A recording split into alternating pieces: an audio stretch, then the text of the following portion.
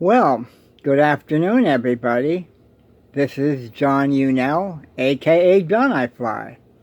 Yes, believe it or not, I'm doing a rant in the afternoon with some daylight coming through, and I still have my light on, of course, but anyway, I hope everybody's doing well. I hope everybody had a great week. It's one more day and then it's going to be Friday. So anyway, I had a lot of stuff going on. I'm only going to cover a few things here. And I've entitled this Trump's coup attempt. Now, I think every one of us know we didn't have to have too much physical evidence to realize that Trump wanted to steal the election. Now, he likes to have everybody think that, oh, well, the Democrats stole the elections from me, don't you know? It's always about Donald Trump. Always remember that. It's me, myself, I. All point to Donald Trump. Well, anyway, I have here, Trump sought to thwart the Constitution. I can read my own writing here, that would be nice. Oh, according to behind-the-scenes disclosures. And there's a gentleman by the name of Bob Woodward, and he recently released a book called Peril. And it basically covers the final days of Trump's presidency. And of course, we know that Donald Trump was like a big baby crying, oh, the elections were stolen from me. Now remember, I think if anybody caught this, I mentioned this before, but Trump had mentioned, I believe it was in either a campaign speech or toward the end, yeah, I would say it was toward the end of his presidency, before the elections happened. And he said the only way he was going to lose is if somebody rigged the election. That's exactly the word he used, rigged the election. So listening to that, we know right off the bat, he had plans. He had plans to use this as an excuse to overturn the elections for his favor. But it's a lot of stuff that Bob Woodward brings out. I'd like to get that book.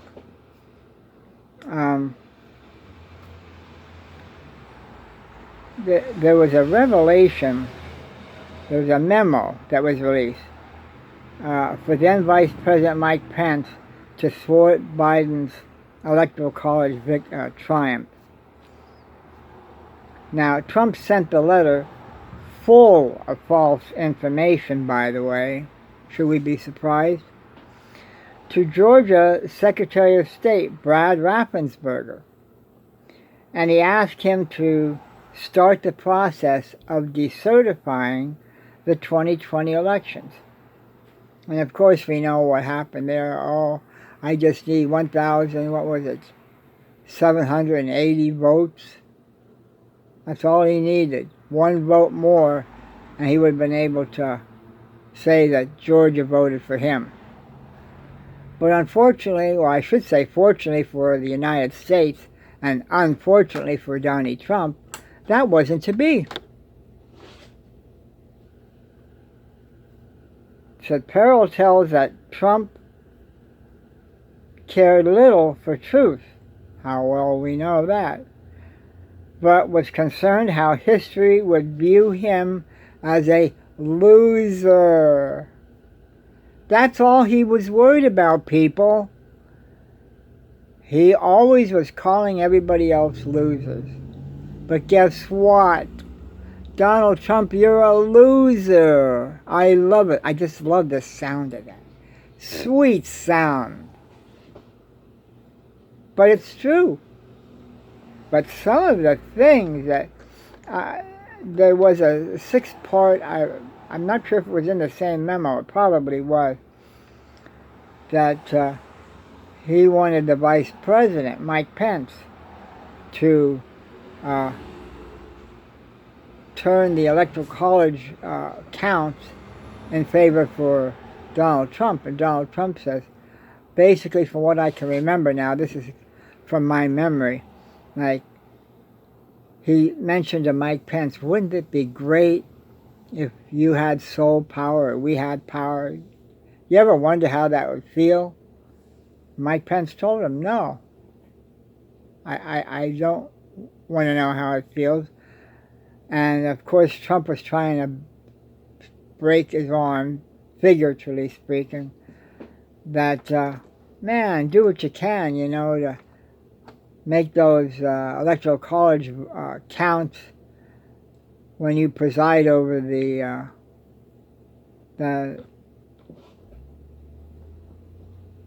House of Representatives, that meeting when they were counting the electoral college.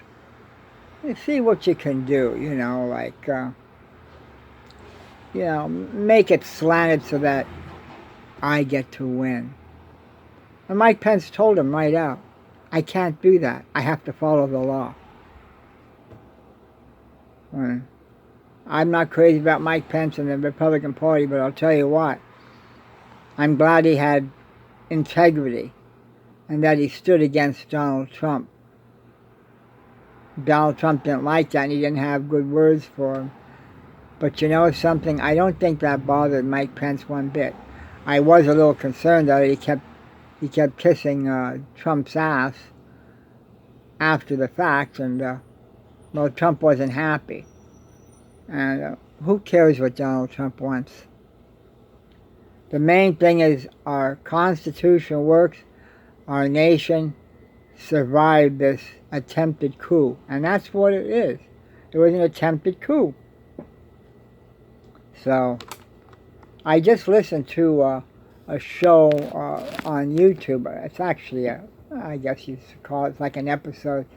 There's a man by the name of Jesse Dollimore, and his title of his episode or rant, whatever you want to call it, he has a title entitled "New Reporting Outlines Republicans' Plans to Overturn Future Elections." People, as I've said before, if you think the Republicans are done trying to overturn elections or to slant it for their favor, you're very, very mistaken. I recommend that you listen to it. It's on YouTube, and for my Blue Dot friends, I put it on main discussion a few minutes ago. Take time to listen to it. It'll open up your eyes. It'll confirm that you probably already know. They're not going to give up, people. They're going to do their best.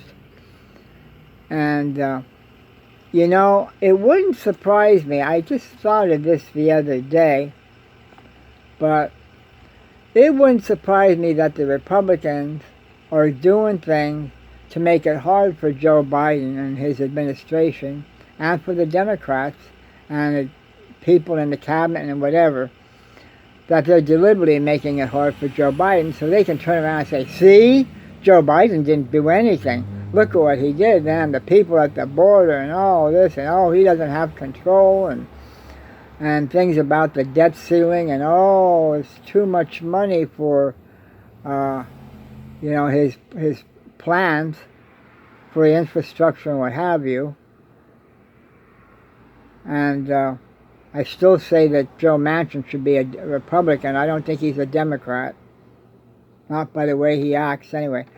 But whatever, I wouldn't be surprised if they're doing things to make Joe Biden look really bad, and they can turn around when it's campaign time and say, oh, look at that. See, I told you, Joe Biden doesn't know what the hell he's doing, and this and that, and he has our nation in a mess, and the inflation's high, and this and that, and everything else. And now we're talking about the debt ceiling, too. So they're not cooperating with Joe Biden. I don't know why he keeps saying, well, we should work in a bipartisan way. The Republicans don't have any plans to do bipartisan help. No way. Matter of fact, Mitch McConnell even said, he said, well, if they're going to raise the debt ceiling, it's going to be the Democrats doing it. We're not going to do anything. We're not going to vote to raise it. And he goes, after all, they're in the majority. Let them do it.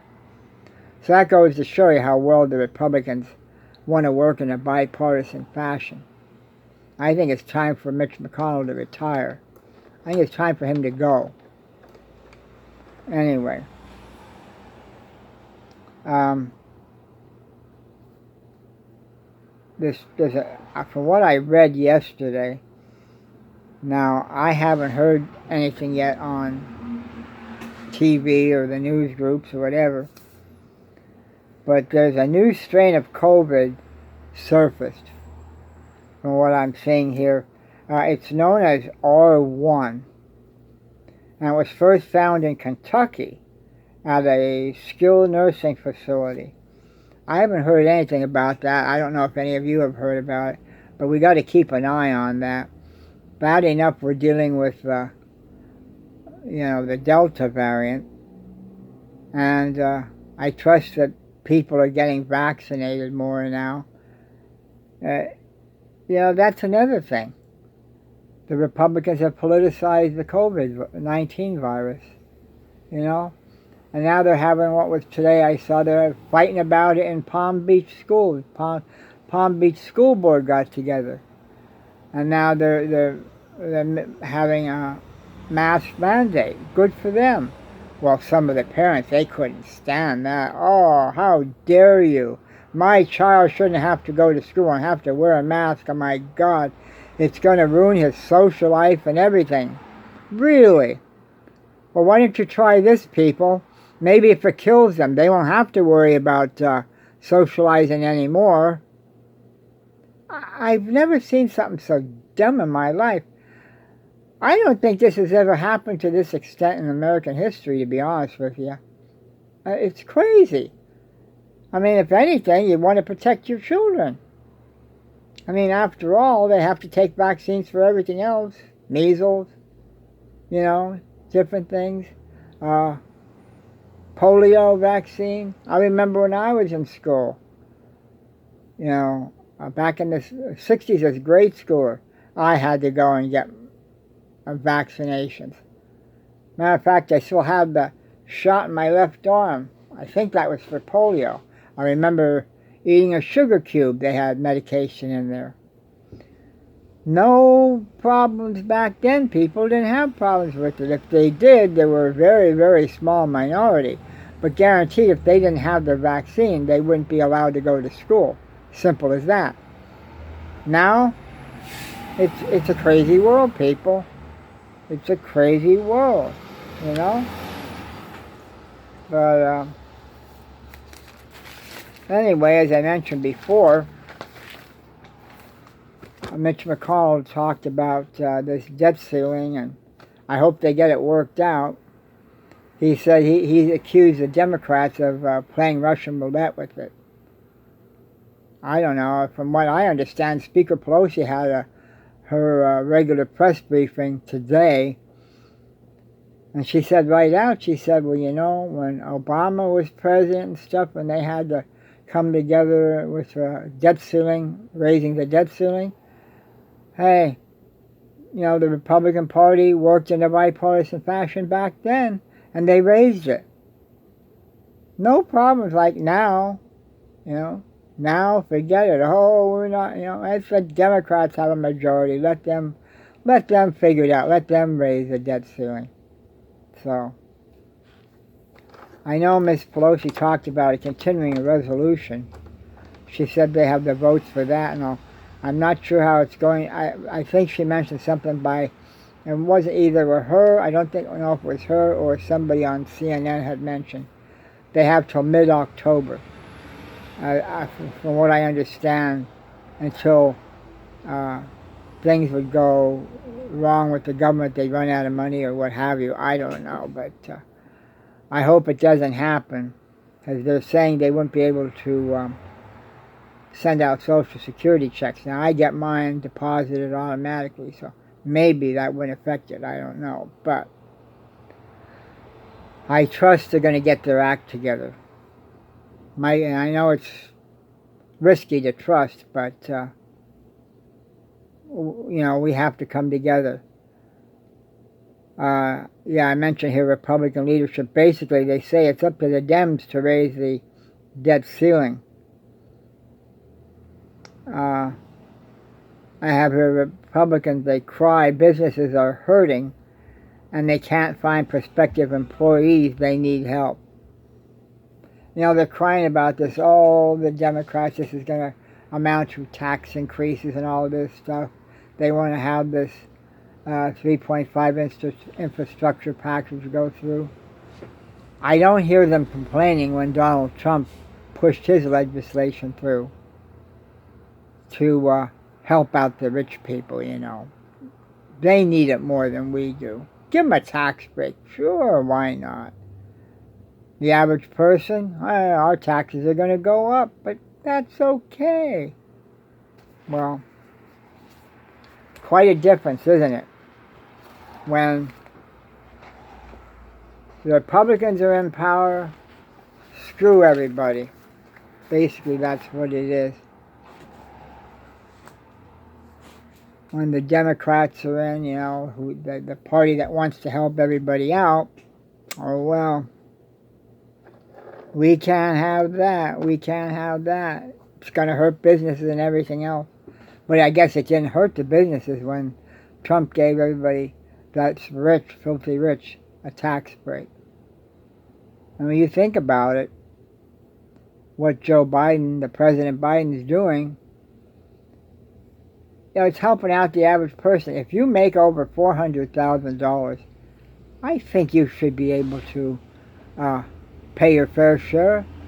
It's not going to kill you to pay your fair share and helping your country out. I mean, the Republican Party is always saying they're the party of America. Let's stand up for America. Yeah, well, then this should be no problem, But anyway, that's about all I have to say here. Thanks for taking the time to listen to me. Please like and subscribe. On YouTube, I go as John I Fly. It's all small letters, JOHNIFLY.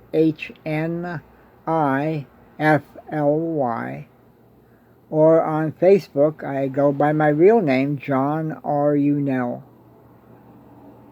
And in case you wonder what the R stands for in my middle name, it's Robert. John Robert Unell. But I'm listed as John R. Unell on Facebook. So, yeah, feel free to share it, like, subscribe if you haven't already.